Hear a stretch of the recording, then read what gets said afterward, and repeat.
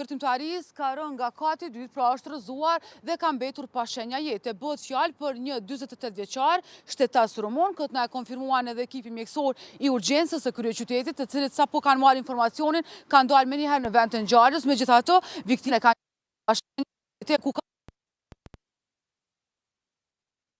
për ekspertizë në mjekësi ligjore, pra trupi pa jetë është dërguar për obduksion, derisa pra këto janë detajet aktuale sa i përket kësaj gjendje.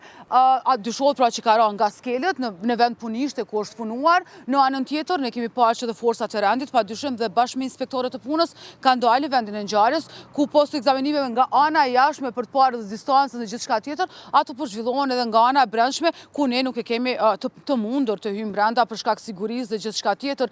Dhe dhe policia ka konfirmuar që edhe bashkë me policinë dhe me inspektoratin e punës do ndryqohen rrethonat se ku deri në rastin pra që është paraqitur dhe na është ndodhur një humbje jete në vend punishte, janë përfillur masat e sigurisë, rregullat e punës dhe gjithçka tjetër. Kaq kishim detaje tani për tani sa i përket kësaj ngjarje që ka ndodhur në kryeqytet. Qartë, faleminderit shumë zonja Arbresha.